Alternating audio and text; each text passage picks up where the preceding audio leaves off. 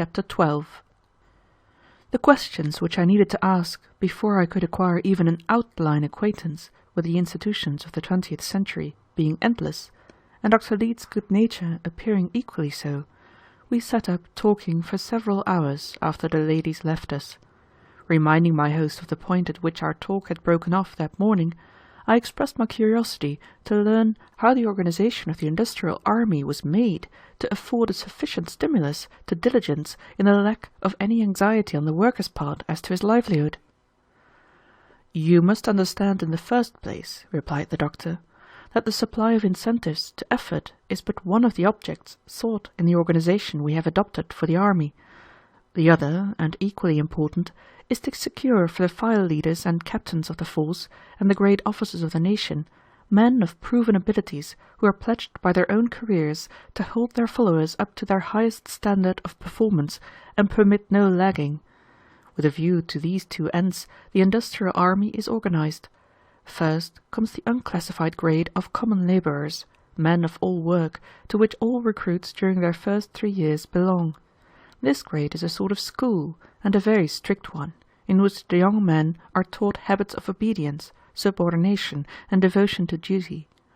While the miscellaneous nature of the work done by this force prevents the systematic grading of the workers which is afterwards possible, yet individual records are kept, and excellence receives distinction, corresponding with the penalties that negligence incurs. It is not, however, policy with us to permit youthful recklessness or indiscretion, when not deeply culpable, to handicap the future careers of young men, and all who have passed through the unclassified grade without serious disgrace have an equal opportunity to choose the life employment they have most liking for. Having selected this, they enter upon it as apprentices. The length of the apprenticeship naturally differs in different occupations. At the end of it, the apprentice becomes a full workman, and a member of his trade or guild. Now, not only are the individual records of the apprentices for ability and industry strictly kept, and excellence distinguished by suitable distinctions, but upon the average of his record during apprenticeship, the standing given the apprentice among the full workmen depends.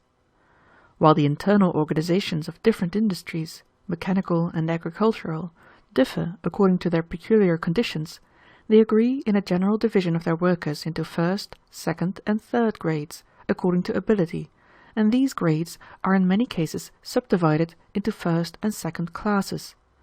According to his standing as an apprentice, a young man is assigned his place as a first, second, or third grade worker. Of course, only men of unusual ability pass directly from apprenticeship into the first grade of the workers. The most fall into the lower grades, working up as they grow more experienced at the periodical regradings. These regradings take place in each industry at intervals corresponding with the length of the apprenticeship to that industry, so that merit never need wait long to rise, nor can any rest on past achievements unless they would drop into a lower rank. One of the notable advantages of a high grading is the privilege it gives the worker in electing which of the various branches or processes of his industry he will follow as a specialty.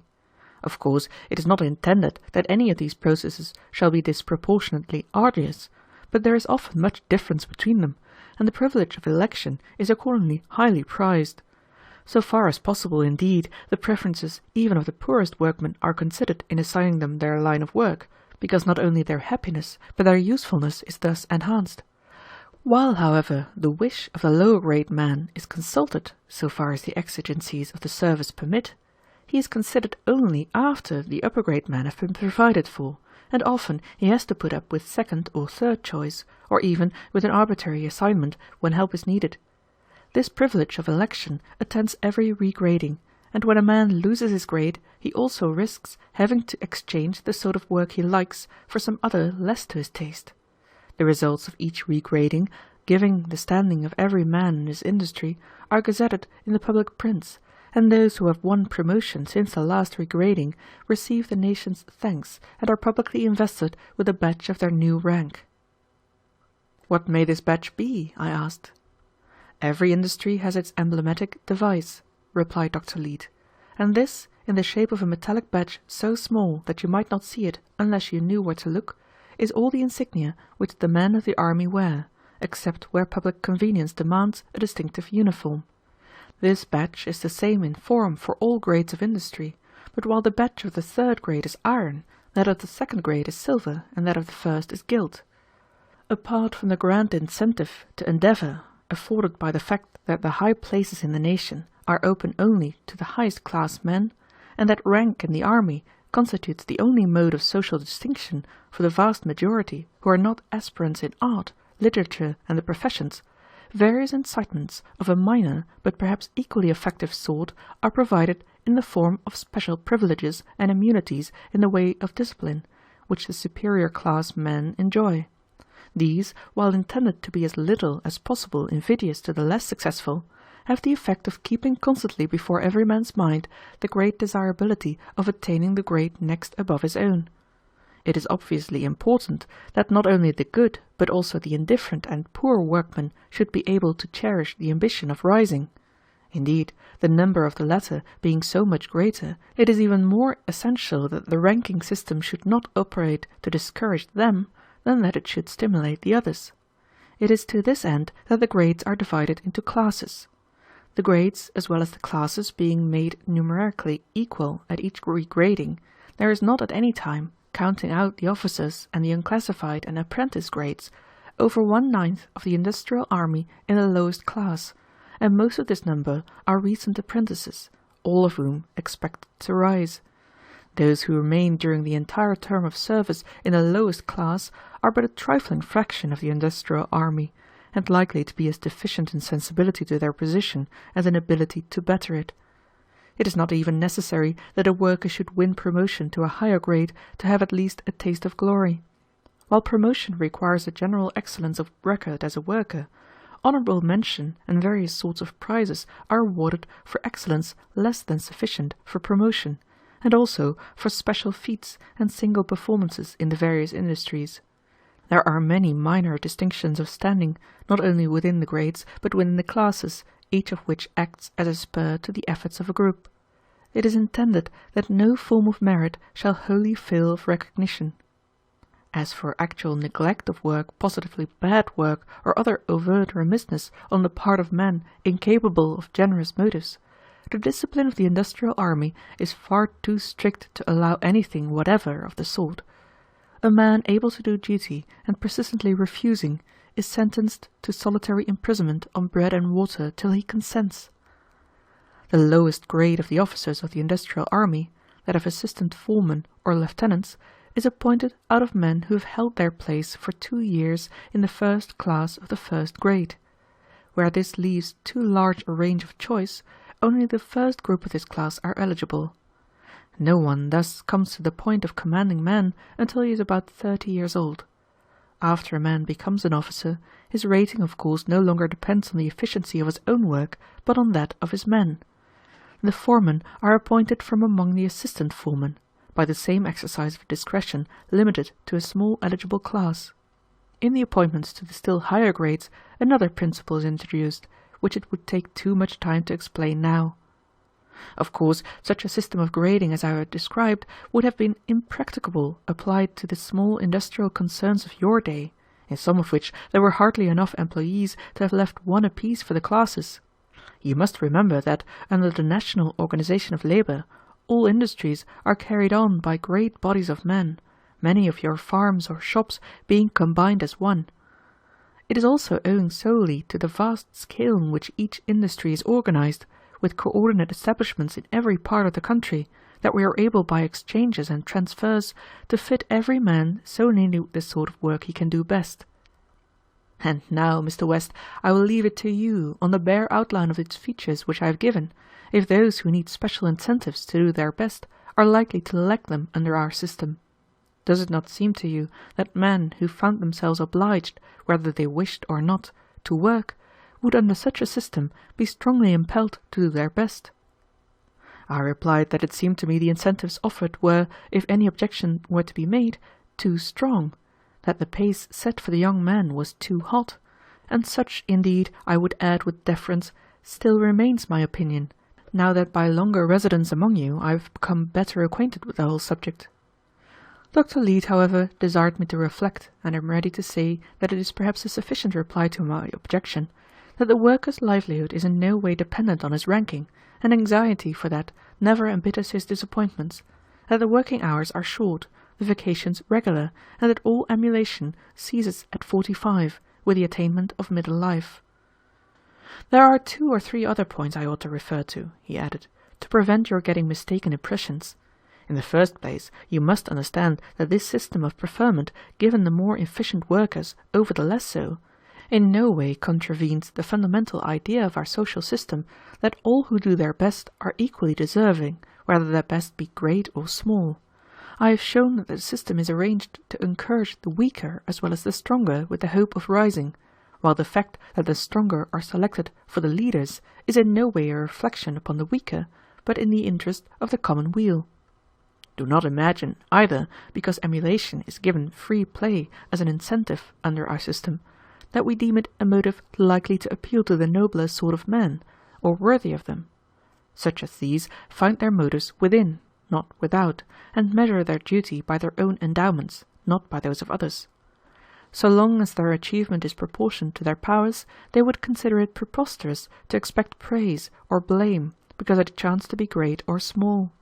To such natures emulation appears philosophically absurd, and despicable in a moral aspect by its substitution of envy for admiration, and exultation for regret in one's attitude toward the successes and the failures of others.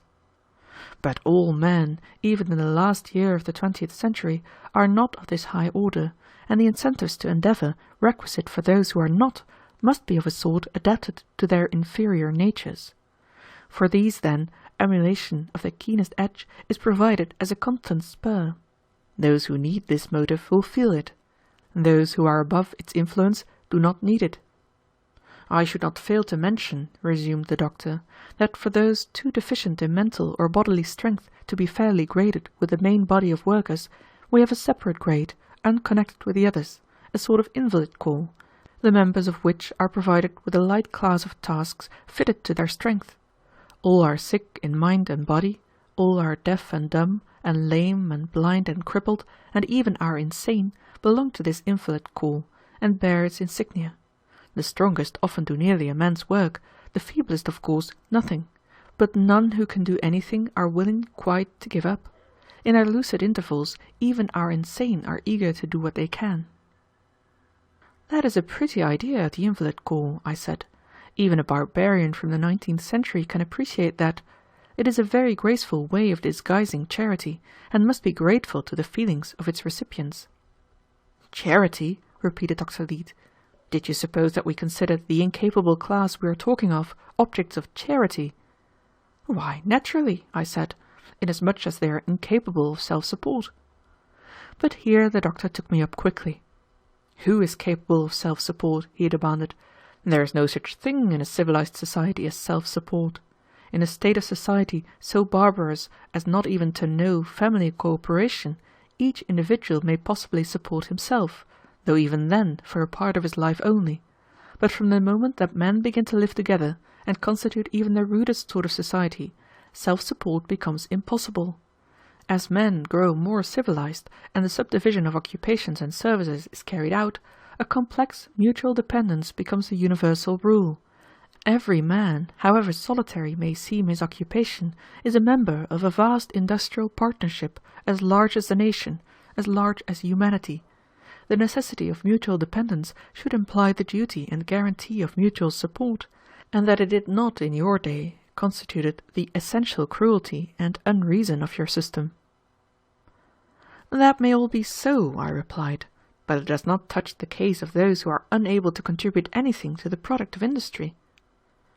Surely I told you this morning, at least I thought I did, replied Dr. Leete, that the right of a man to maintenance at the nation's table depends on the fact that he is a man, and not on the amount of health and strength he may have, so long as he does his best. You said so, I answered, but I supposed the rule applied only to the workers of different ability. Does it also hold of those who can do nothing at all? Are they not also men? I am to understand, then, that the lame, the blind, the sick, and the impotent are as well off as the most efficient, and have the same income? Certainly, was the reply. The idea of charity on such a scale, I answered, would have made our most enthusiastic philanthropists gasp. If you had a sick brother at home, replied Dr. Leete, unable to work, would you feed him on less dainty food, and lodge and clothe him more poorly than yourself? More likely far you would give him the preference, nor would you think of calling it charity. Would not the word in that connection fill you with indignation? Of course, I replied, but the cases are not parallel. There is a sense, no doubt, in which all men are brothers, but this general sort of brotherhood is not to be compared, except for rhetorical purposes, to the brotherhood of blood, either as to its sentiment or its obligations. There speaks the 19th century, exclaimed Dr. Leete. Ah, Mr. West, there is no doubt as to the length of time that you slept. If I were to give you, in one sentence, a key to what may seem the mysteries of our civilization as compared with that of your age, I should say that it is the fact that the solidarity of the race and the brotherhood of men, which to you were but fine phrases, are, to our thinking and feeling, ties as real and as vital as physical fraternity. But even setting that consideration aside, I do not see why it so surprises you that those who cannot work are conceded the full right to live on the produce of those who can. Even in your day, the duty of military service for the protection of the nation, to which our industrial service corresponds, while obligatory on those able to discharge it, did not operate to deprive of the privileges of citizenship those who were unable. They stayed at home and were protected by those who fought, and nobody questioned their right to be, or thought less of them. So now the requirement of industrial service from those able to render it does not operate to deprive of the privileges of citizenship, which now implies the citizen's maintenance, him who cannot work. The worker is not a citizen because he works, but works because he is a citizen. As you recognize the duty of the strong to fight for the weak, we, now that fighting is gone by, recognize his duty to work for him. A solution which leaves an unaccounted for residuum is no solution at all, and our solution of the problem of human society would have been none at all had it left the lame, the sick, and the blind outside with the beasts, to fare as they might. Better far have left the strong and well unprovided for than these burdened ones, toward whom every heart must yearn, and for whom ease of mind and body should be provided, if for no others. Therefore it is, as I told you this morning, that the title of every man, woman, and child to the means of existence rests on no basis less plain, broad, and simple than the fact that they are fellows of one race, members of one human family. The only coin current is the image of God, and that is good for all we have. I think there is no feature of the civilization of your epoch so repugnant to modern ideas as the neglect with which you treated your dependent classes. Even if you had no pity, no feeling of brotherhood, how was it that you did not see that you were robbing the incapable class of their plain right, in leaving them unprovided for? I do not quite follow you there, I said. I admit the claim of this class to our pity, but how could they who produce nothing claim a share of the product as a right? How happened it, was Dr. Leete's reply, that your workers were able to produce more than so many savages would have done? Was it not wholly on account of the heritage of the past knowledge and achievements of the race, the machinery of society, thousands of years in contriving, found by you ready-made to your hand? How did you come to be possessors of this knowledge and this machinery, which represent 9 parts to 1 contributed by yourself in the value of your product? You inherited it, did you not? And were not these others, these unfortunate and crippled brothers whom you cast out, joint inheritors, co-heirs with you? What did you do with their share? Did you not rob them when you put them off with crusts, who were entitled to sit with the heirs, and did you not add insult to robbery when you called the crusts charity?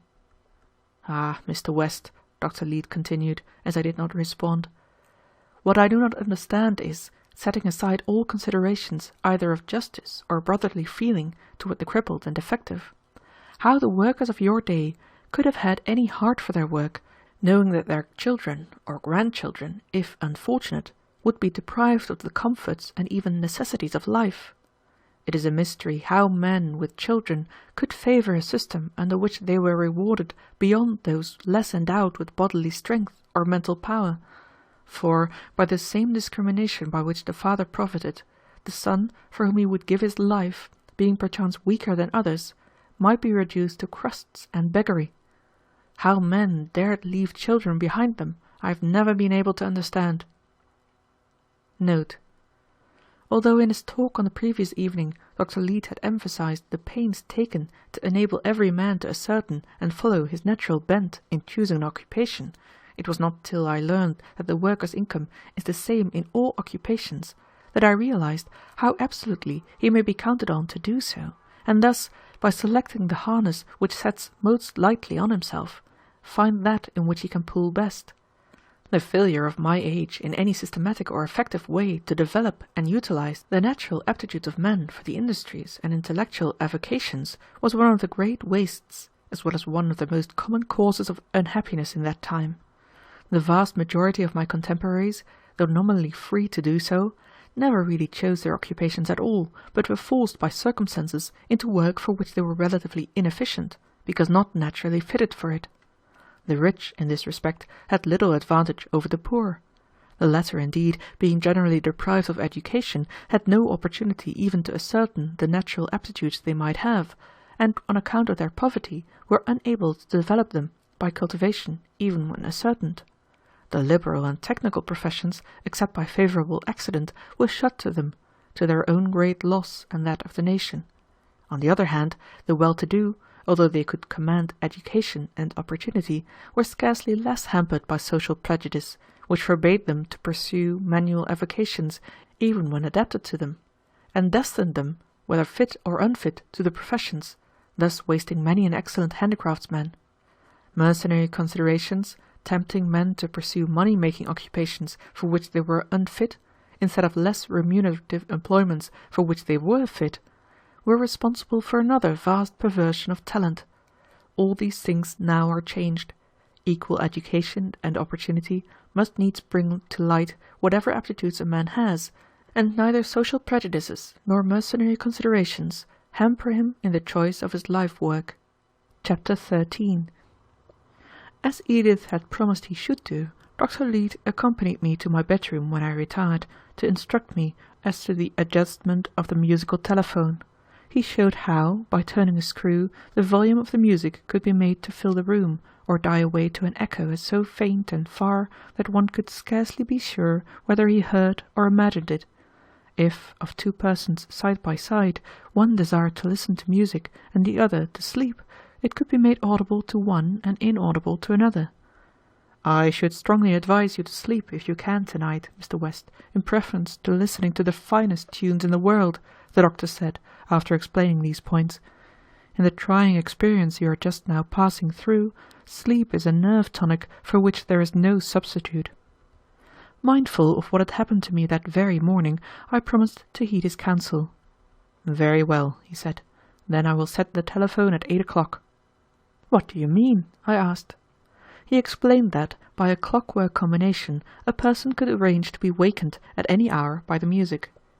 It began to appear, as has since fully proved to be the case, that I had left my tendency to insomnia behind me with the other discomforts of existence in the 19th century, for though I took no sleeping draught this time, yet, as the night before, I had no sooner touched the pillow than I was asleep.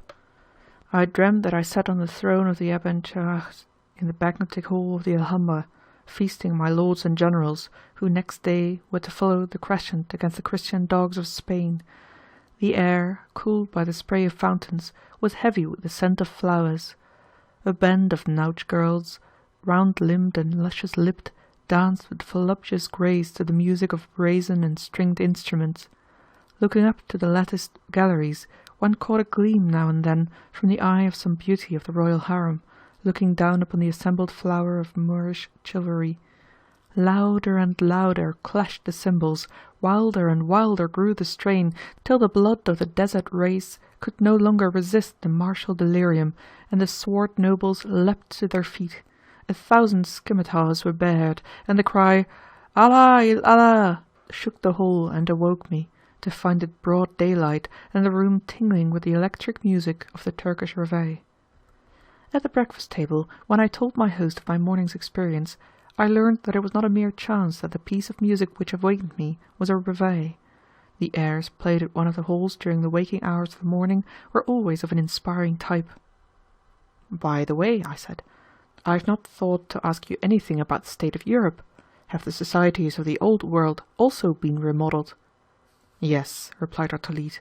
"The great nations of Europe, as well as Australia, Mexico, and parts of South America, are now organized industrially like the United States, which was the pioneer of the evolution. The peaceful relations of these nations are assured by a loose form of federal union of world-wide extent. An international council regulates the mutual intercourse and commerce of the members of the union and their joint policy toward the more backward races, which are gradually being educated up to civilized institutions. Complete autonomy within its own limits is enjoyed by every nation." "How do you carry on commerce without money?" I said. "In trading with other nations you must use some sort of money, although you dispense with it in the internal affairs of the nation." "Oh no, money is as superfluous in our foreign as in our internal relations. When foreign commerce was conducted by private enterprise, money was necessary to adjust it on account of the multifarious complexity of the transactions. But nowadays it is a function of the nations as units. There are thus only a dozen or so merchants in the world, and their business being supervised by the International Council, a simple system of book accounts serves perfectly to regulate their dealings. Customs duties of every sort are of course superfluous. A nation simply does not import what its government does not think requisite for the general interest. Each nation has a bureau of foreign exchange, which manages its trading. For example, the American Bureau, estimating such and such quantities of French goods necessary to America for a given year, sends the order to the French Bureau, which in turn sends its order to our Bureau. The same is done mutually by all the nations." "But how are the prices of foreign goods settled, since there is no competition?"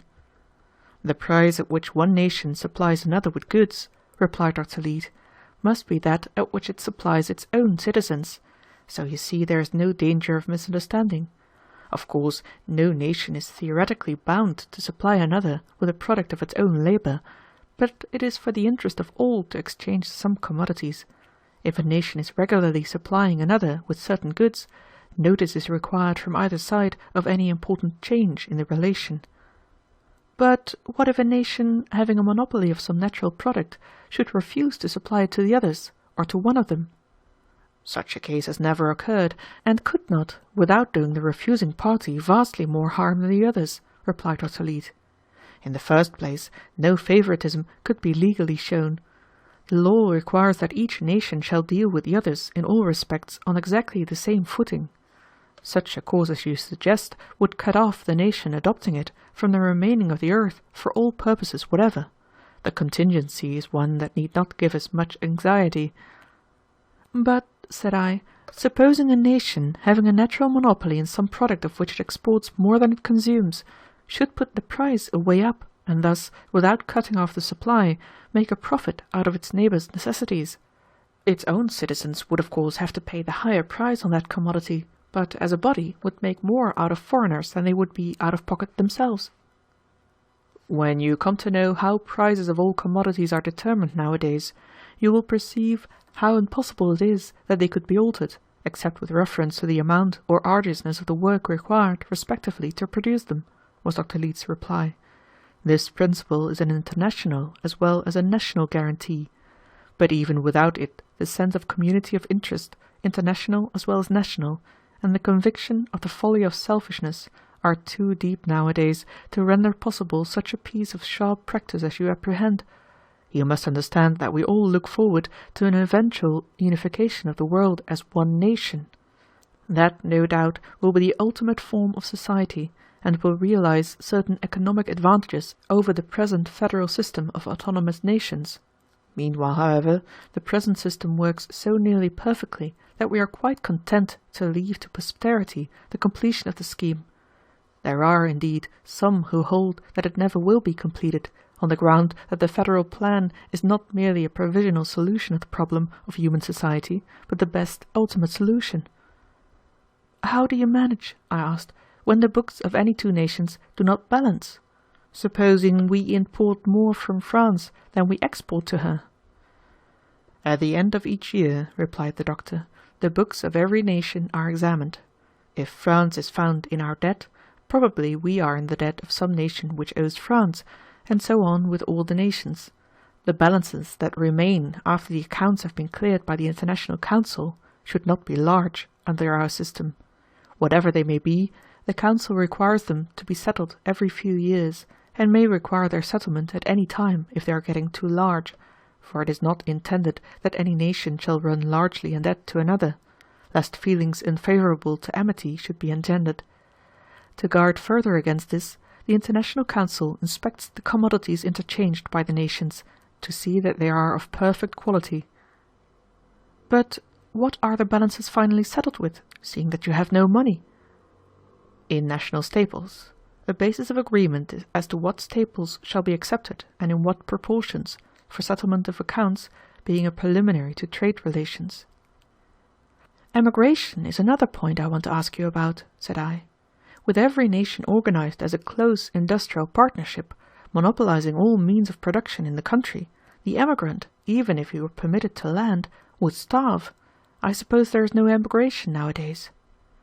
On the contrary, there is constant emigration, by which I suppose you mean removal to foreign countries for permanent residence, replied Dr. Leete. It is arranged on a simple international arrangement of indemnities. For example, if a man at 21 emigrates from England to America, England loses all the expense of his maintenance and education, and America gets a workman for nothing. America accordingly makes England an allowance. The same principle, varied to suit the case, applies generally. If the man is near the term of his labour when he emigrates, the country receiving him has the allowance. As to imbecile persons, it is deemed best that each nation should be responsible for its own, and the emigration of such must be under full guarantees of support by his own nation. Subject to these regulations, the right of any man to emigrate at any time is unrestricted. But how about mere pleasure trips, tours of observation? How can a stranger travel in a country whose people do not receive money, and are themselves supplied with the means of life on a basis not extended to him? His own credit card cannot, of course, be good in other lands. How does he pay his way? An American credit card, replied Dr. Leete, is just as good in Europe as American gold used to be, and on precisely the same condition, namely, that it be exchanged into the currency of the country you are travelling in. An American in Berlin takes his credit card to the local office of the International Council and receives in exchange for the whole or part of it a German credit card, the amount being charged against the United States in favour of Germany on the international account. "Perhaps Mr. West would like to dine at the Elephant to-day," said Edith as we left the table. "That is the name we give to the general dining-house in our ward," explained her father. "Not only is our cooking done at the public kitchens, as I told you last night, but the service and quality of the meals are much more satisfactory if taken at the dining-house. The 2 minor meals of the day are usually taken at home, as not worth the trouble of going out, but it is general to go out to dine. We have not done so since you have been with us, from a notion that it would be better to wait till you had become a little more familiar with our ways. What do you think? Shall we take dinner at the dining-house to-day?" I said that I should be very much pleased to do so. Not long after, Edith came to me, smiling, and said, "Last night, as I was thinking what I could do to make you feel at home, until you came to be a little more used to us and our ways, an idea occurred to me. What would you say if I were to introduce you to some very nice people of your own times, whom I am sure you used to be well acquainted with?" I replied rather vaguely that it would certainly be very agreeable, but I did not see how she was going to manage it. "Come with me," was her smiling reply, "and see if I am not as good as my word." My susceptibility to surprise had been pretty well exhausted by the numerous shocks it had received, but it was with some wonderment that I followed her into a room which I had not before entered. It was a small, cosy apartment, walled with cases filled with books. "Here are your friends," said Edith, indicating one of the cases, and as my eye glanced over the names on the backs of the volumes, Shakespeare, Milton, Wordsworth, Shelley, Tennyson, Defoe, Dickens, Thackeray, Hugo, Hawthorne, Irving, and a score of other great writers of my time and all time, I understood her meaning. She had indeed made good her promise in a sense compared with which its literal fulfilment would have been a disappointment. She had introduced me to a circle of friends whom the century that had elapsed since last I communed with them had aged as little as it had myself.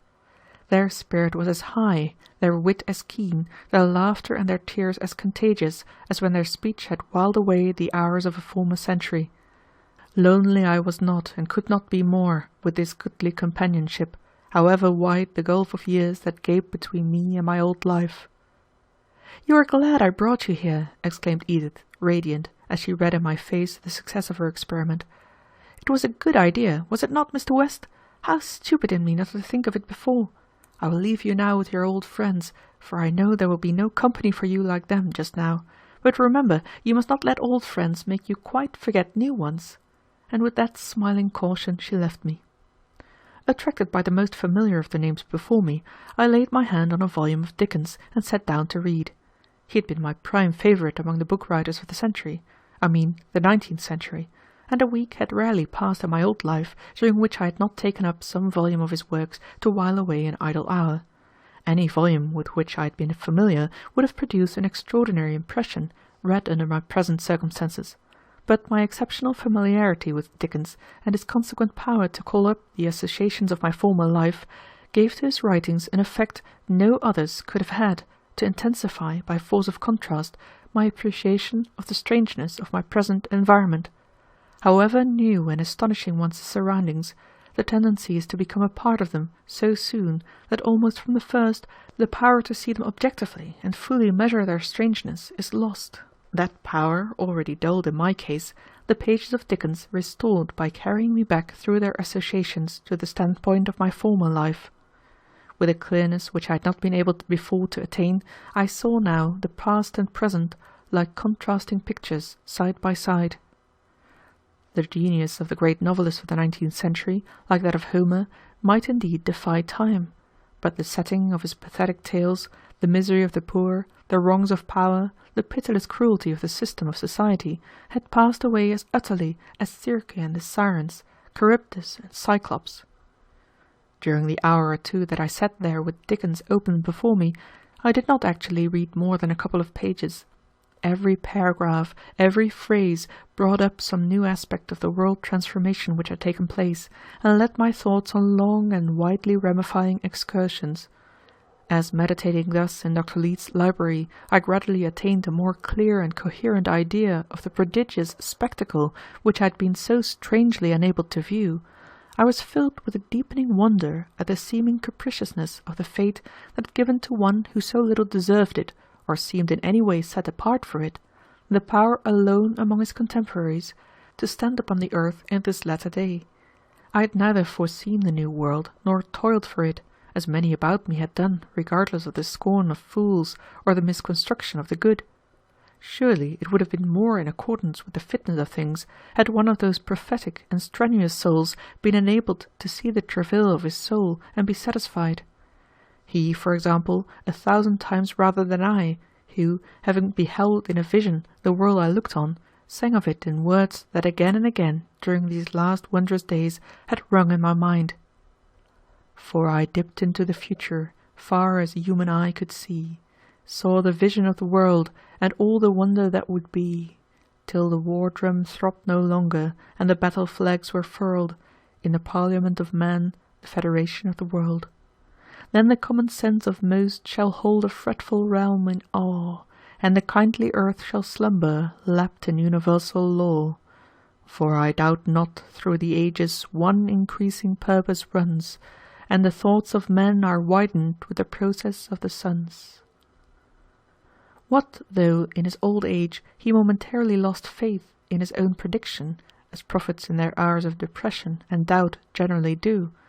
The words had remained eternal testimony to the seership of a poet's heart, the insight that is given to faith.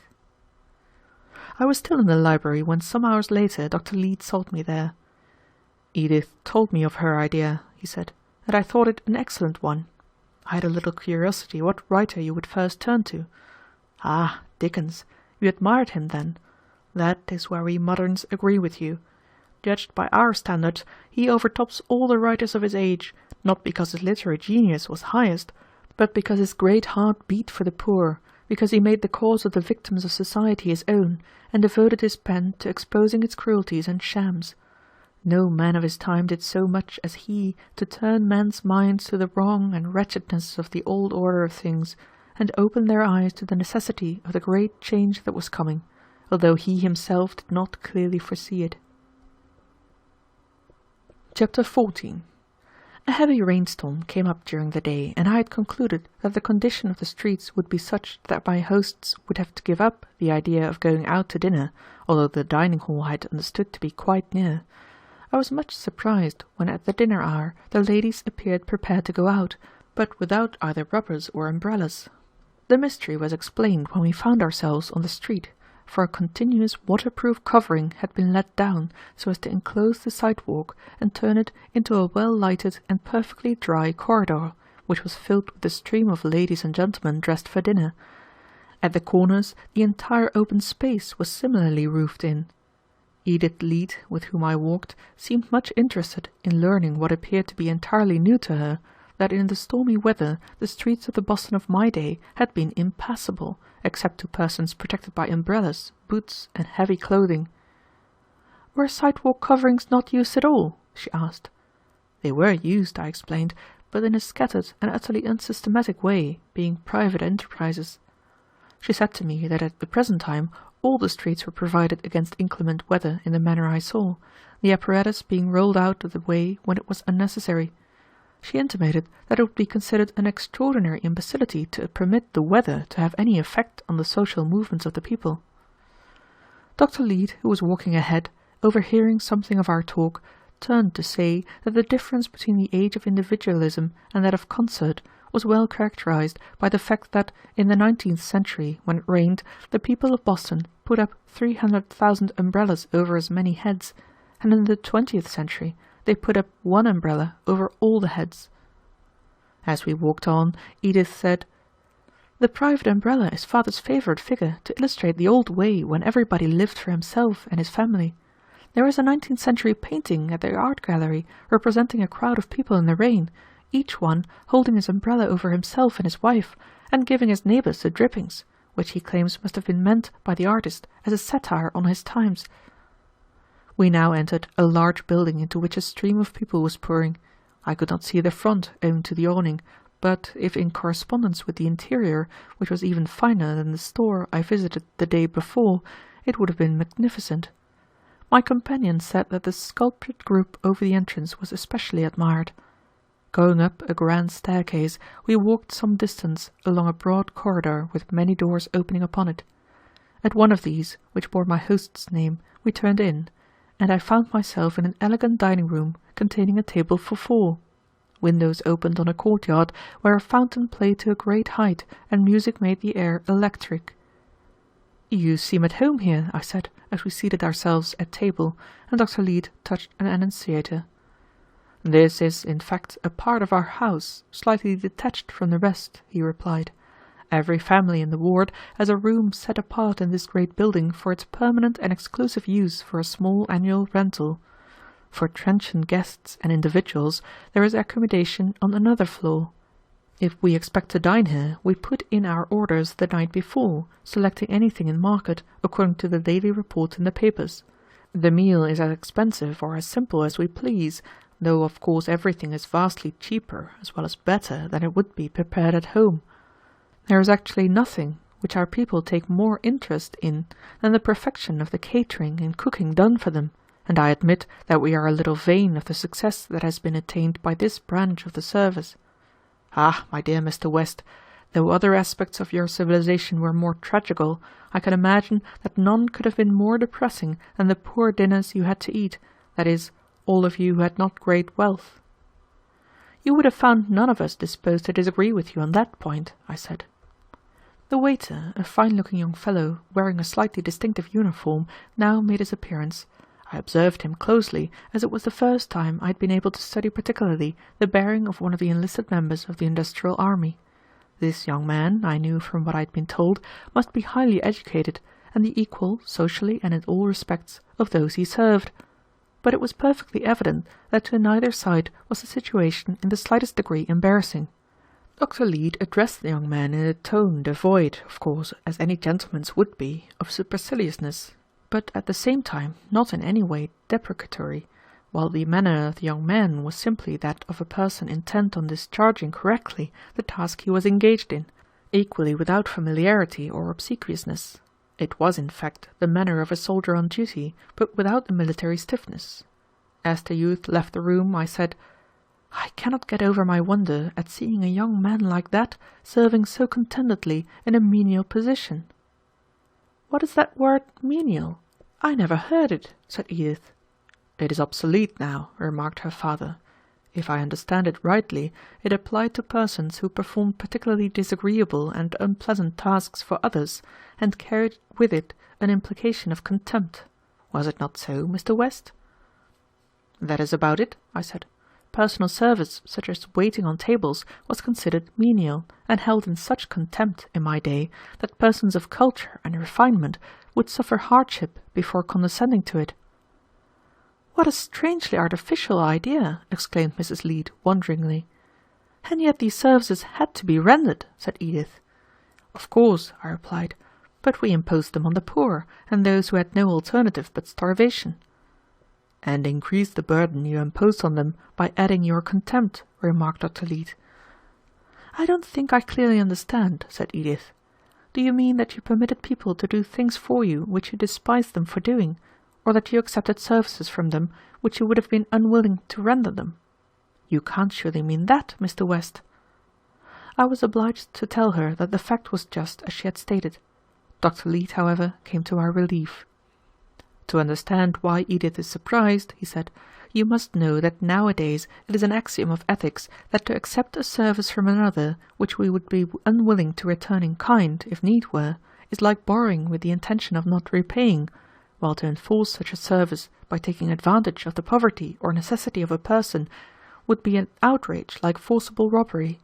It is the worst thing about any system which divides men, or allows them to be divided, into classes and castes, that it weakens the sense of a common humanity.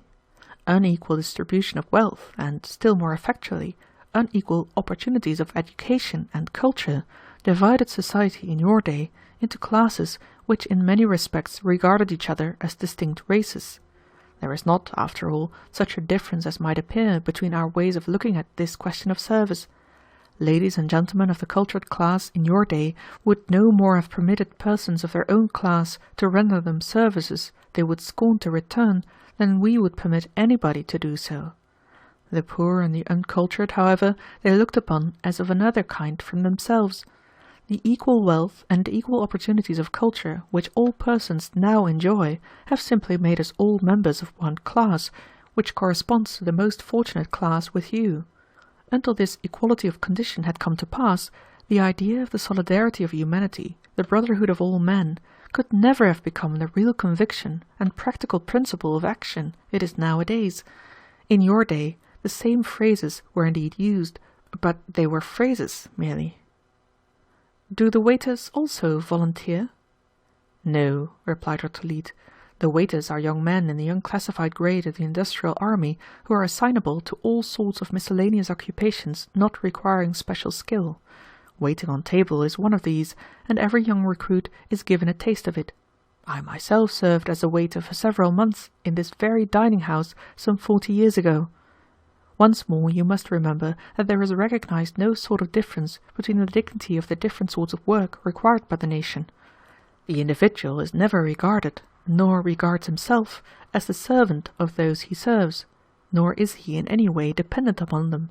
It is always the nation which he is serving.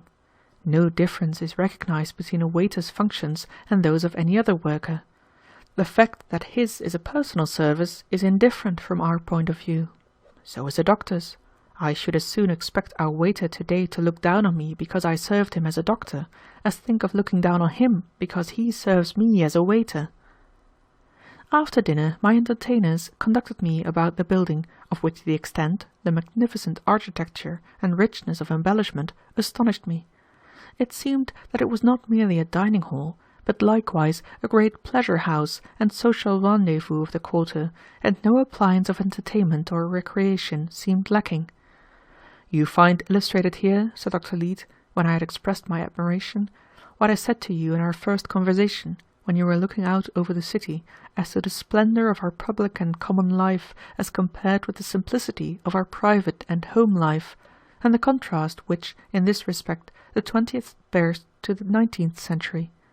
To save ourselves useless burdens, we have as little gear about us at home as is consistent with comfort, but the social side of our life is ornate and luxurious beyond anything the world ever knew before. All the industrial and professional guilds have club-houses as extensive as this, as well as country, mountain, and seaside houses for sport and rest in vacations." Note: in the latter part of the 19th century it became a practice of needy young men at some of the colleges of the country to earn a little money for their term bills by serving as waiters on tables at hotels during the long summer vacation. It was claimed, in reply to critics who expressed the prejudices of the time in asserting that persons voluntarily following such an occupation could not be gentlemen, that they were entitled to praise for vindicating by their example the dignity of all honest and necessary labour. The use of this argument illustrates a common confusion in thought on the part of my former contemporaries. The business of waiting on tables was in no more need of defence than most of the other ways of getting a living in that day, but to talk of dignity attaching to labour of any sort under the system then prevailing was absurd. There is no way in which selling labour for the highest price it will fetch is more dignified than selling goods for what can be got. Both were commercial transactions to be judged by the commercial standard. By setting a price in money on his service, the worker accepted the money measure for it, and renounced all clear claim to be judged by any other. The sordid taint which this necessity imparted to the noblest and the highest sorts of service was bitterly resented by generous souls, but there was no evading it. There was no exemption, however transcendent the quality of one's service, from the necessity of haggling for its price in the market-place. The physician must sell his healing, and the apostle his preaching, like the rest. The prophet, who had guessed the meaning of God, must dicker for the price of the revelation, and the poet hawk his visions in printers' row. If I were asked to name the most distinguishing felicity of this age, as compared to that in which I first saw the light, I should say that to me it seems to consist in the dignity you have given to labour by refusing to set a price upon it and abolishing the market-place for ever. By requiring of every man his best, you have made God his taskmaster, and by making honour the sole reward of achievement, you have imparted to all service the distinction peculiar in my day to the soldiers. Chapter 15. When, in the course of our tour of inspection, we came to the library, we succumbed to the temptation of the luxurious leather chairs with which it was furnished, and sat down in one of the book-lined alcoves to rest and chat awhile. Footnote: I cannot sufficiently celebrate the glorious liberty that reigns in the public libraries of the 20th century, as compared with the intolerable management of those of the 19th century, in which the books were jealously railed away from the people, and obtainable only at an expenditure of time and red tape calculated to discourage any ordinary taste for literature. End footnote. "Edith tells me that you have been in the library all the morning," said Mrs. Leete. "Do you know, it seems to me, Mr. West, that you are the most enviable of mortals." "I should like to know just why," I replied. "Because the books of the last 100 years will be new to you," she answered. "You will have so much of the most absorbing literature to read as to leave you scarcely time for meals these 5 years to come. Ah, what would I give if I had not already read Berrien's novels?" "Or Nesmith's, mamma," added Edith. "Yes, or Oates' poems, or Past and Present, or In the Beginning, or, oh, I could name a dozen books, each worth a year of one's life," declared Mrs. Leete enthusiastically. "I judge, then, that there has been some notable literature produced in this century." "Yes," said Dr. Leete. "It has been an era of unexampled intellectual splendour. Probably humanity never before passed through a moral and material evolution at once so vast in its scope and brief in its time of accomplishment as that from the old order to the new in the early part of this century. when men came to realize the greatness of the felicity which had befallen them, and that the change through which they had passed was not merely an improvement in details of their condition, but the rise of the race to a new plane of existence with an illimitable vista of progress, their minds were affected in all their faculties with a stimulus of which the outburst of the medieval Renaissance offers a suggestion but faint indeed. There ensued an era of mechanical invention, scientific discovery, art, musical and literary productiveness, to which no previous age of the world offers anything comparable. "By the way," said I, "talking of literature, how are books published now? Is that also done by the nation?" "Certainly." "But how do you manage it? Does the government publish everything that is brought it as a matter of course, at the public expense? Or does it exercise a censorship and print only what it approves?" "Neither way. The printing department has no censorial powers. It is bound to print all that is offered it, but prints it only on condition that the author defrays the first cost out of his credit. He must pay for the privilege of the public ear, and if he has any message worth hearing, we consider that we will be glad to do it. Of course, if incomes were unequal, as in the old times, this rule would enable only the rich to be authors, but the resources of citizens being equal, it merely measures the strength of the author's motive. The cost of an edition of an average book can be saved out of a year's credit by the practice of economy and some sacrifices. The book, on being published, is placed on sale by the nation." "The author receiving a royalty on the sales, as with us, I suppose," I suggested. "Not as with you, certainly," replied Dr. Leete, "but nevertheless in one way. The price of every book is made up of the cost of its publication with a royalty for the author. The author fixes this royalty at any figure he pleases. Of course, if he puts it unreasonably high, it is his own loss, for the book will not sell. The amount of this royalty is set to his credit, and he is discharged from other service to the nation for so long a period as this credit at the rate of allowance for the support of citizens shall suffice to support him.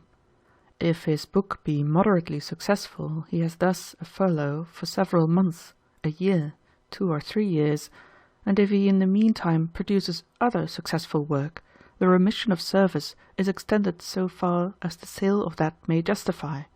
An author of much acceptance succeeds in supporting himself by his pen during the entire period of service, and the degree of any writer's literary ability, as determined by the popular voice, is thus the measure of the opportunity given him to devote his time to literature. In this respect, the outcome of our system is not very dissimilar to that of yours, but there are 2 notable differences. In the first place, the universally high level of education nowadays gives the popular verdict a conclusiveness on the real merit of literary work which in your day it was as far as possible from having. In the second place, there is no such thing now as favoritism of any sort to interfere with the recognition of true merit. Every author has precisely the same facilities for bringing his work before the popular tribunal. To judge from the complaints of the writers of your day, this absolute equality of opportunity would have been greatly prized. In the recognition of merit in other fields of original genius, such as music, art, invention, design, I said, I suppose you follow a similar principle. Yes, he replied, although the details differ. In art, for example, as in literature, the people are the sole judges. They vote upon the acceptance of statues and paintings for the public buildings, and their favorable verdict carries with it the artist's remission from other tasks to devote himself to his vocation. On copies of his work disposed of, he also derives the same advantage as the author on sales of his books. In all these lines of original genius, the plan pursued is the same, to offer free field to aspirants, and as soon as exceptional talent is recognized, to release it from all trammels and let it have free course. The remission of other service in these cases is not intended as a gift or reward, but as the means of obtaining more and higher service. Of course, there are various literary, art, and scientific institutes to which membership comes to the famous and is greatly prized.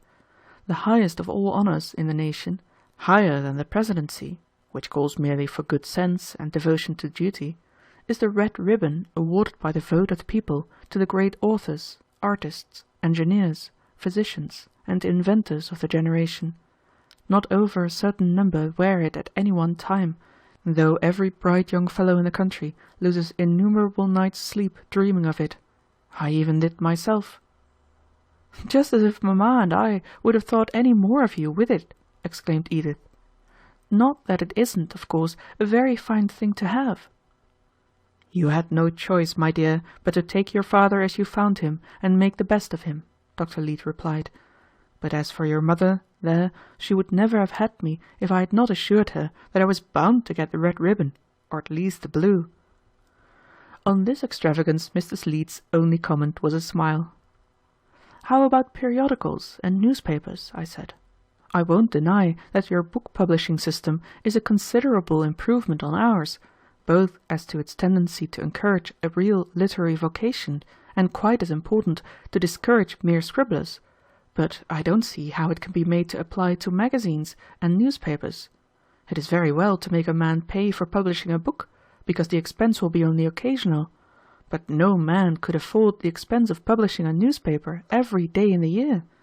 It took the deep pockets of our private capitalists to do that, and often exhausted even them before the returns came in. If you have newspapers at all, they must, I fancy, be published by the government at the public expense, with government editors, reflecting government opinions.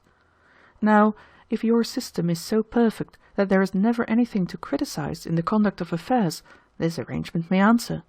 Otherwise, I should think the lack of an independent unofficial medium for the expression of public opinion would have most unfortunate results.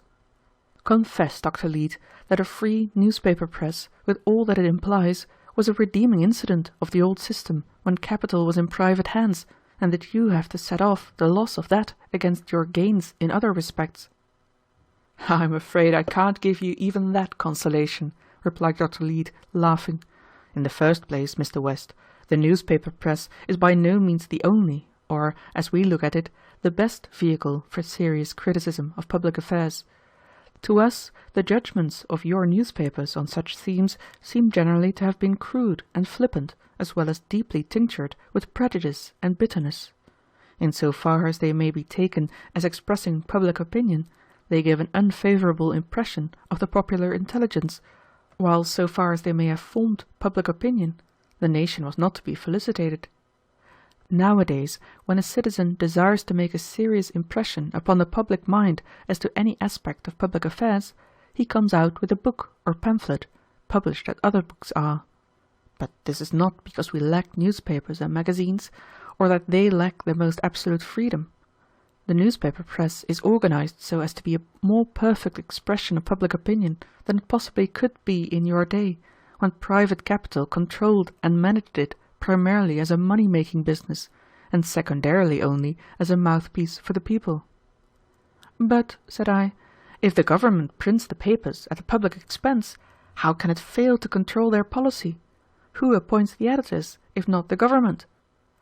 "The government does not pay the expense of the papers, nor appoint their editors, nor in any way exert the slightest influence on their policy," replied Dr. Leete.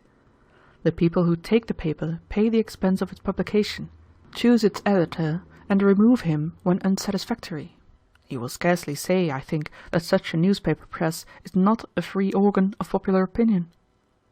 "Decidedly I shall not," I replied. "But how is it practicable?" "Nothing could be simpler. Supposing some of my neighbors, or myself, think we ought to have a newspaper reflecting our opinions, and devoted especially to our locality, trade, or profession, we go about among the people till we get the names of such a number that their annual subscriptions will meet the cost of the paper, which is little or big according to the largeness of its constituency. The amount of the subscriptions marked off the credits of the citizens guarantees the nation against loss in publishing the paper, its business, you understand, being that of a publisher purely, with no option to refuse the duty required. The subscribers to the paper now elect somebody as editor, who, if he accepts the office, is discharged from other service during his incumbency. Instead of paying a salary to him, as in your day, the subscribers pay the nation an indemnity equal to the cost of his support for taking him away from the general service. He manages the paper just as one of your editors did, except that he has no counting room to obey, or interests of private capital as against the public good to defend. At the end of the first year, the subscribers for the next either re-elect the former editor or choose anyone else to his place. An able editor, of course, keeps his place indefinitely. As the subscription list enlarges, the funds of the paper increase, and it is improved by the securing of more and better contributors, just as your papers were. How is the staff of contributors recompensed, since they cannot be paid in money? The editor settles with them the price of their wares. The amount is transferred to their individual credit from the guarantee credit of the paper, and the remission of services granted the contributor for a length of time corresponding to the amount credited him, just as to other authors. As to magazines, the system is the same. Those interested in the prospectus of a new periodical pledge enough subscriptions to run it for a year, select their editor, who recompenses his contributors just as in the other case, the printing bureau furnishing the necessary force and material for publication as a matter of course. When an editor's services are no longer desired, if he cannot earn the right to his time by other literary work, he simply resumes his place in the industrial army. I should add that, though ordinarily the editor is elected only at the end of the year, and as a rule is continued in office for a term of years, in case of any sudden change he should give to the tone of the paper, provision is made for taking the sense of the subscribers as to his removal at any time. However earnestly a man may long for leisure for purposes of study or meditation, I remarked, he cannot get out of the harness, if I understand you rightly, except in these two ways you have mentioned. He must either by literary, artistic, or inventive productiveness indemnify the nation for the loss of his services, or must get a sufficient number of other people to contribute to such an indemnity. It is most certain, replied Dr. Leete, that no able-bodied man nowadays can evade his share of work and live on the toil of others, whether he calls himself by the fine name of student or confesses to being simply lazy. At the same time, our system is elastic enough to give free play to every instinct of human nature which does not aim at dominating others or living on the fruit of others' labor. There is not only the remission by indemnification, but the remission by abnegation. Any man in his 33rd year, his term of service being then half done, can obtain an honourable discharge from the army, provided he accepts for the rest of his life 1/2 the rate of maintenance other citizens receive. It is quite possible to live on this amount, though one must forego the luxuries and elegancies of life, with some perhaps of its comforts. When the ladies retired that evening, Edith brought me a book and said, "If you should be wakeful tonight, Mr. West, you might be interested in looking over this story by Berrien. It is considered his masterpiece, and will at least give you an idea what the stories nowadays are like." I sat up in my room that night reading Penthesilea till it grew grey in the east, and did not lay it down till I had finished it, and yet let no admirer of the great romancer of the 20th century resent my saying that at the first reading what most impressed me was not so much what was in the book as what was left out of it. The story writers of my day would have deemed the making of bricks without straw a light task compared with the construction of a romance from which should be excluded all effects drawn from the contrasts of wealth and poverty, education and ignorance, coarseness and refinement, high and low, all motives drawn from social pride and ambition, the desire of being richer or the fear of being poorer, together with sordid anxieties of any sort for oneself or others. A romance in which there should, indeed, be love galore, but love unfretted by artificial barriers created by differences of station or possessions, owning no other law but that of the heart. The reading of Penthesilea was of more value than almost any amount of explanation would have been in giving me something like a general impression of the social aspect of the 20th century. The information Dr. Leete had imparted was indeed extensive as to facts, but they had affected my mind as so many separate impressions, which I had as yet succeeded but imperfectly in making cohere. Berrien put them together for me in a picture. Chapter 16. Next morning I rose somewhat before the breakfast hour. As I descended the stairs, Edith stepped into the hall from the room which had been the scene of the morning interview between us described some chapters back. "Ah," she exclaimed, with a charmingly arch expression, "you thought to slip out unbeknown for another of those solitary morning rambles which have such nice effects on you. But you see, I am up too early for you this time. You are fairly caught." "You discredit the efficacy of your own cure," I said, "by supposing that such a ramble would now be attended with bad consequences." "I am very glad to hear that," she said. "I was in here arranging some flowers for the breakfast table when I heard you come down, and fancied I detected something surreptitious in your step on the stairs." "You did me injustice," I replied. "I had no idea of going out at all." Despite her effort to convey an impression that my interception was purely accidental, I had at the time a dim suspicion of what I afterwards learned to be the fact, namely, that this sweet creature, in pursuance of her self-assumed guardianship over me, had risen for the last 2 or 3 mornings at an unheard-of hour to insure against the possibility of my wandering off alone, in case I should be affected as on the former occasion. Receiving permission to assist her in making up the breakfast bouquet, I followed her into the room from which she had emerged. "Are you sure," she asked, "that you are quite done with those terrible sensations you had that morning?" "I can't say that I do not have times of feeling decidedly queer," I replied, "moments when my personal identity seems an open question.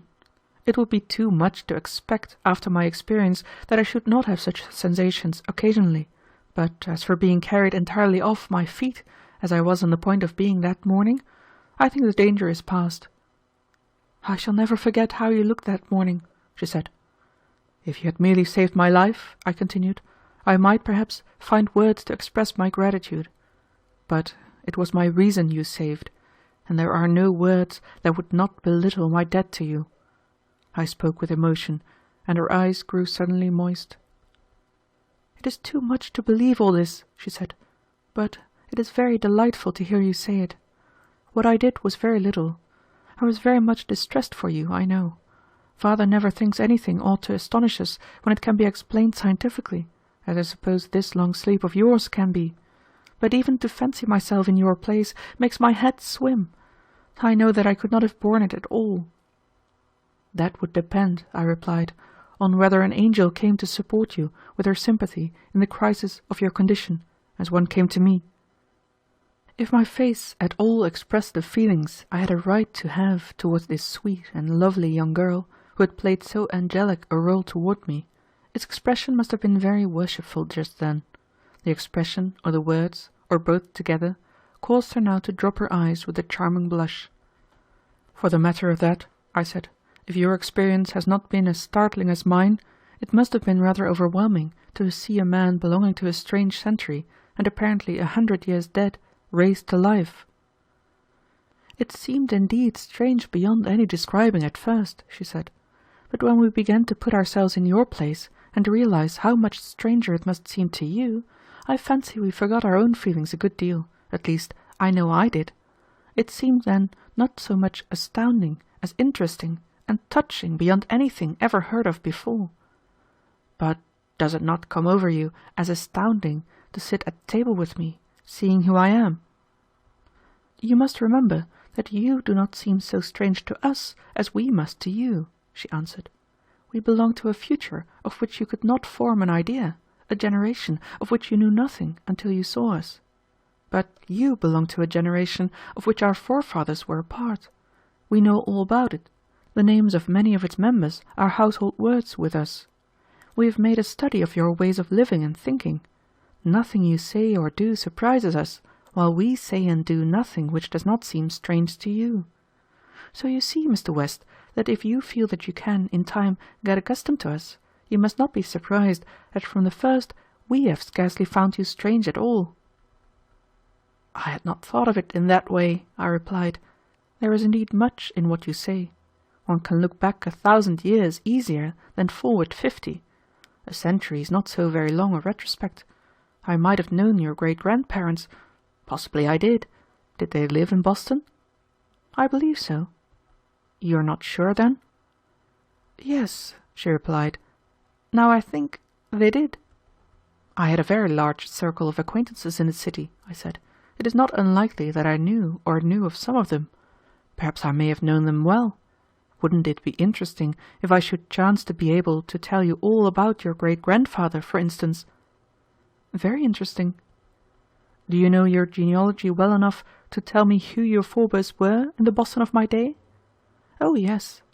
Perhaps, then, you will sometime tell me what some of their names were. She was engrossed in arranging a troublesome spray of green, and did not reply at once. Steps upon the stairway indicated that the other members of the family were descending. Perhaps sometime, she said. After breakfast, Dr. Leete suggested taking me to inspect the central warehouse and observe actually in operation the machinery of distribution which Edith had described to me. As we walked away from the house, I said, "It is now several days that I have been living in your household on a most extraordinary footing, or rather on none at all.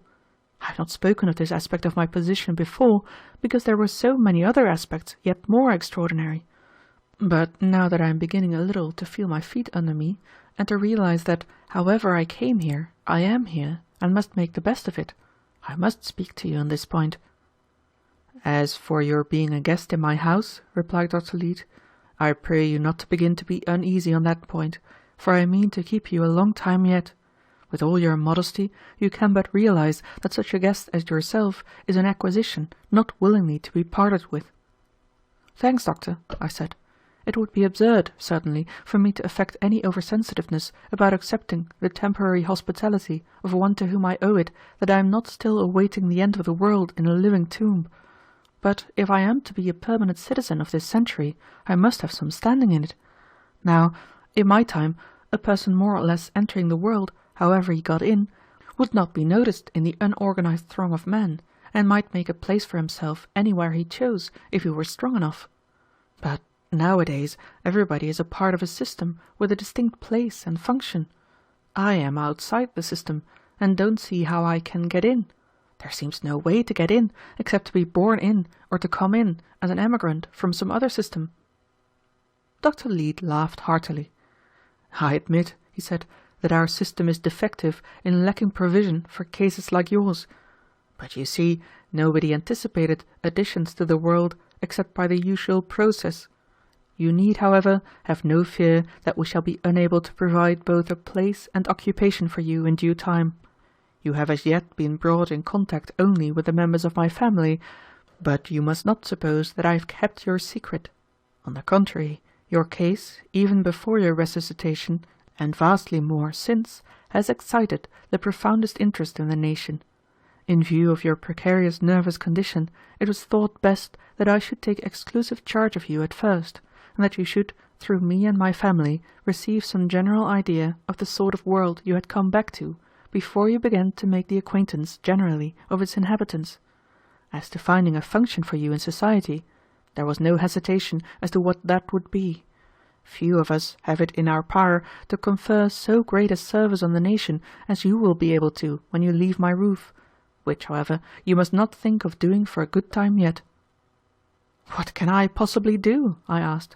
"Perhaps you imagine I have some trade, or art, or special skill. I assure you I have none whatever.